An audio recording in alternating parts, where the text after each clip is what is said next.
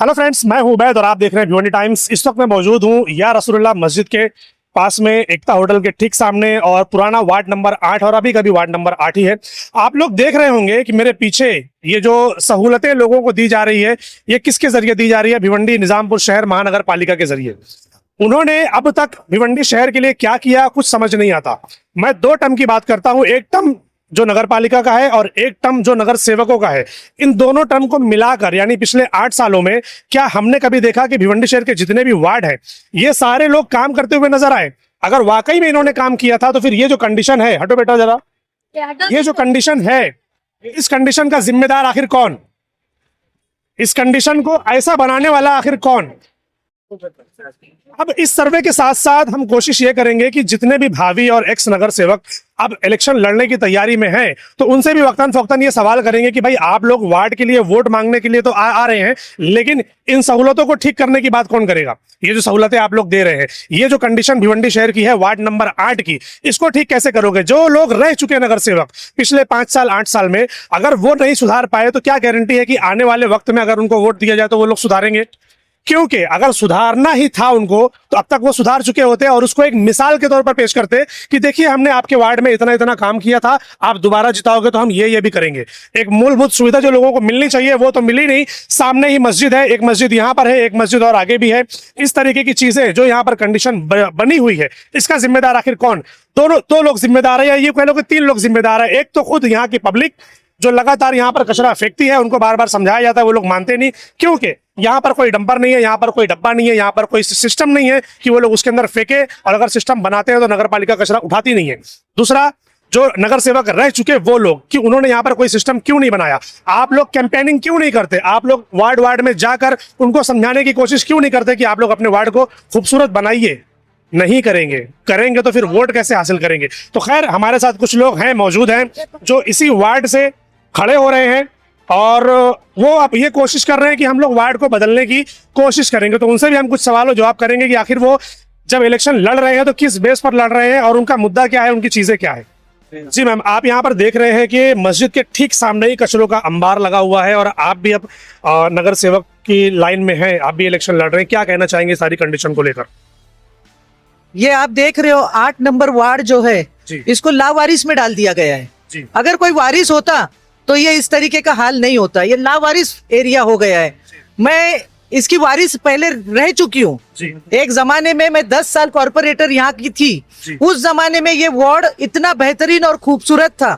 यहाँ कभी पानी की तकलीफ नहीं थी, यहाँ कभी कचरे की प्रॉब्लम नहीं थी, यहाँ कभी लाइट का प्रॉब्लम भी रहता था तो ये पूरी सोनी होम का लाइट का मसला मैंने हल करके दिया था फर्स्ट टाइम जब मैं जीती थी तब। उसके बाद ये पानी का मामला, आज पानी यहाँ पर इतना ज्यादा पानी है हमारे यहाँ, हमारे को पानी की तकलीफ नहीं है। अमूल सागर साहब ने 6 महीना पहले पानी करके दे दिया है। आने वाले वक्त में मुझे ये कचरा नहीं चाहिए, मुझे ये गंदगी वाला रोड नहीं चाहिए, खड्डा नहीं चाहिए।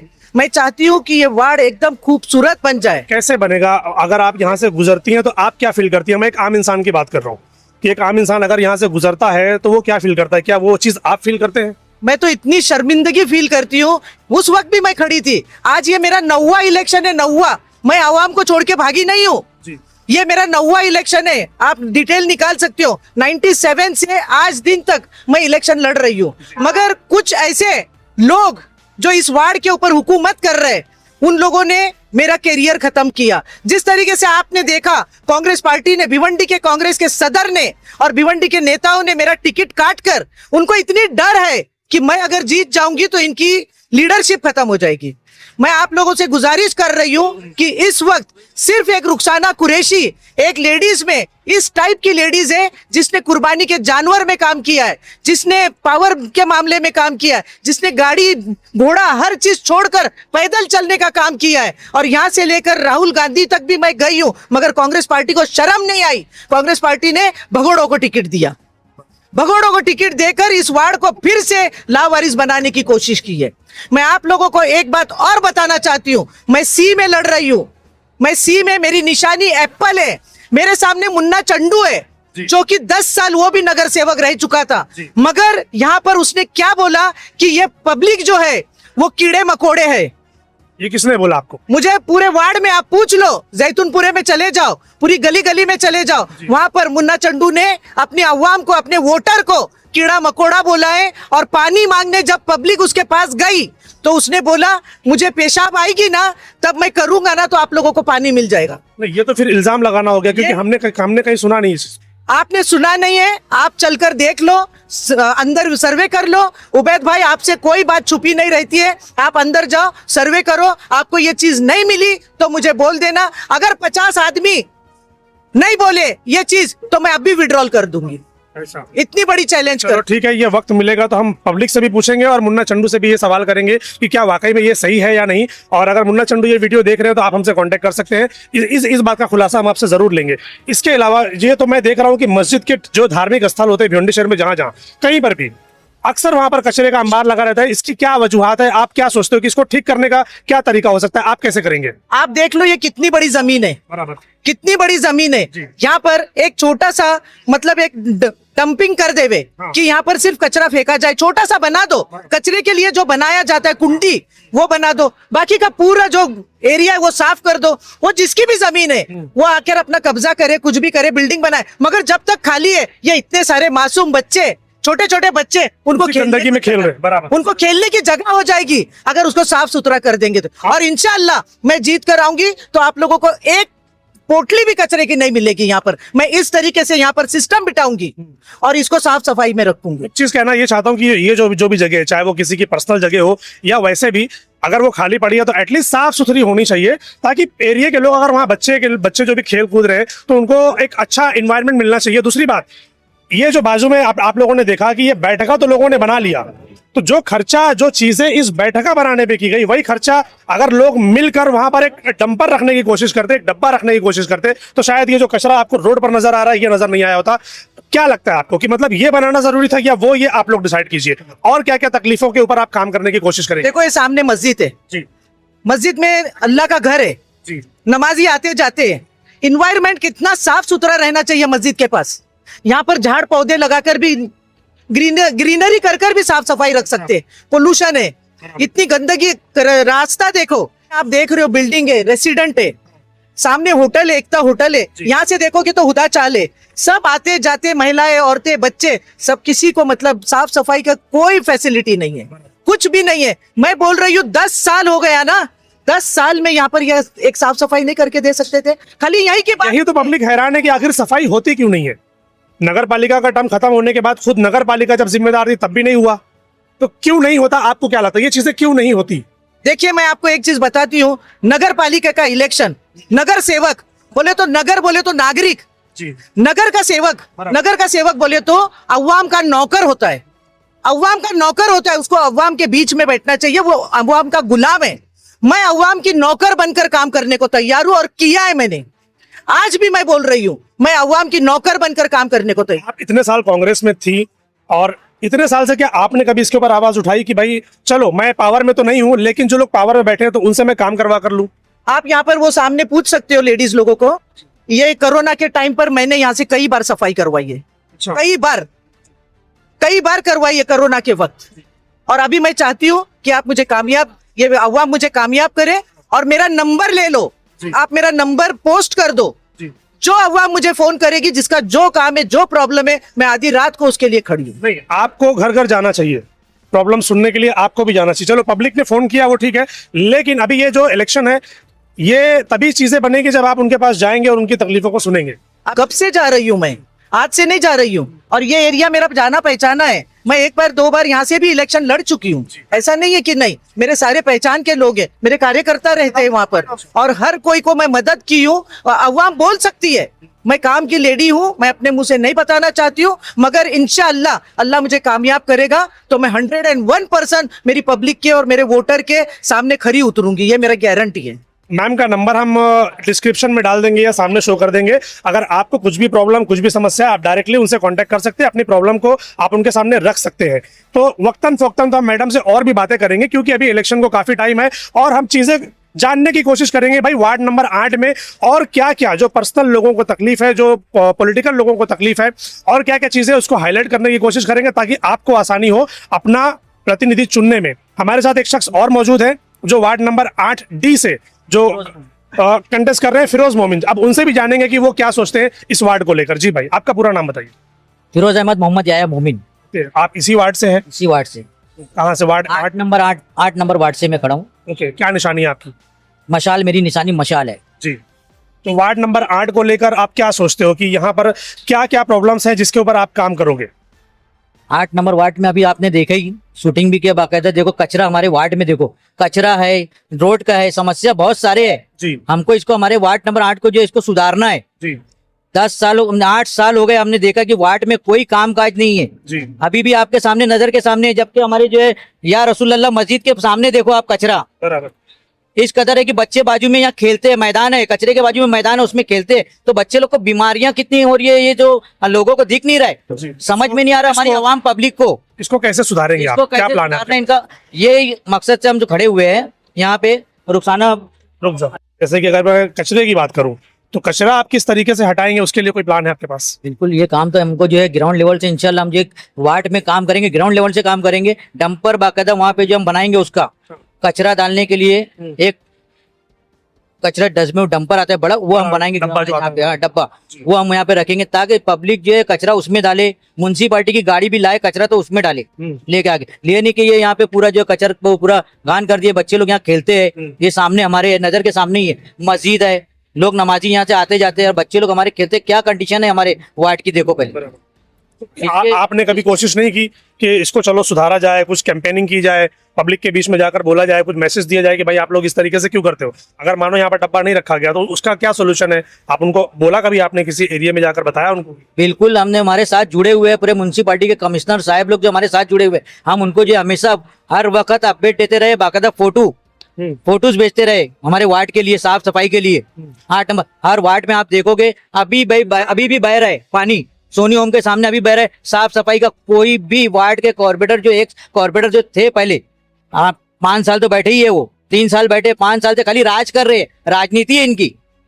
इनको वार्ड में सिर्फ अपनी राजनीति बना के रखे, ही वार्ड में कुछ काम करने के लिए नहीं बैठे कि वार्ड को आप जीत कर आएंगे तो आप करेंगे कि आप भी गायब हो जाएंगे उनकी तरह? इंशाल्लाह हम आप सबके साथ जुड़े हुए हैं, जो भी हमारे वार्ड लोगों की उम्मीदों से ज्यादा हम अपनी जिम्मेदारियों पर उतर के दिखाएंगे उनको। क्या जिम्मेदारियां रहेंगी आपकी अगर आप ये जीत कर आते हैं तो? क्या काम करने वाले आप वार्ड में? एक नगर सेवक की जिम्मेदारी है, जैसे मैं day to day daily task अगर मैं बताऊं तो ग्राउंड लेवल से स्टार्टिंग करना चाहता हूं। जैसे कचरे का काम हो गया, रोड की पडलिंग से है, उनको रोड के खड्डे भरने का काम हो गया, पानी की साफ सफाई, लोगों की घर के बाहर जो कचरा है। आज अगर आप देखोगे तो यहाँ पर स्लम्स एरिया ज्यादा है। भिवंडी में अगर आप देखोगे तो मैं वार्ड नंबर 8 की बात नहीं करता हूँ, मैं पूरी भिवंडी की बात करता हूँ आज, ठीक है। आज अगर आप पूरी भिवंडी का हाल देख लोगे तो हमारे यहाँ सबसे बड़ी गंदगी, घान, कचरा सब यहीं पर है। तो आज से पहले जो है नगर सेवक थे, ये किधर थे? आज जो ये ग्राउंड लेवल पर उतर के मीटिंग कर रहे हैं, कॉर्नर मीटिंग हो रही है, गलियों में घुमा जा रहा है, तो ये किधर थे इतने टाइम से? ये मोहल्ले वाले ही लोग हैं ना जो उनको बढ़ावा दे रहे हैं। फिर मोहल्ले वालों को सोचना चाहिए कि जिनको हमने 5 साल बिठाया, क्या उन्होंने काम किया?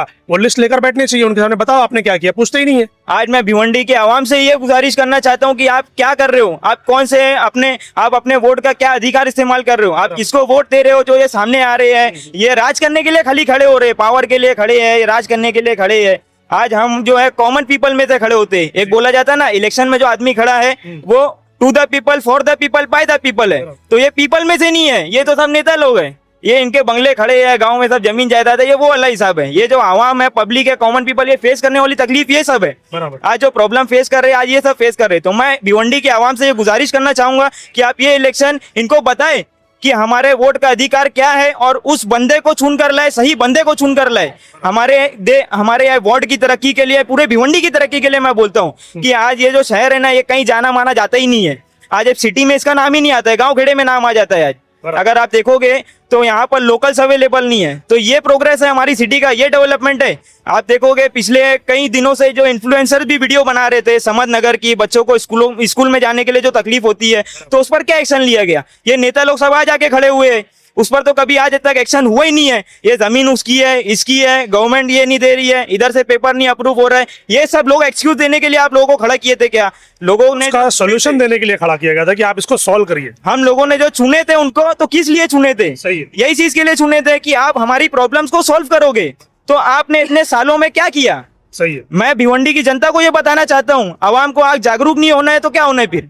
आज कमाल है कि अगर ऐसे यंगस्टर्स रहेंगे और सवाल जवाब करेंगे अपने नेताओं से तो मुमकिन है कि कुछ तो बदलाव नजर आएगा। डेवलपमेंट आपकी नजर में क्या है?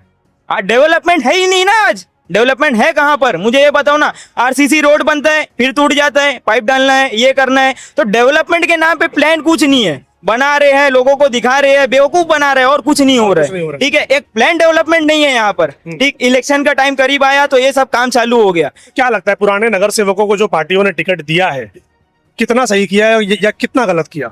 ये तो आवाम ये बार बताना चाहिए इनको कि पार्टी के पैनल में जो इनको खड़ा किया गया है, ये बार इनका पैनल ब्रेक करना चाहिए।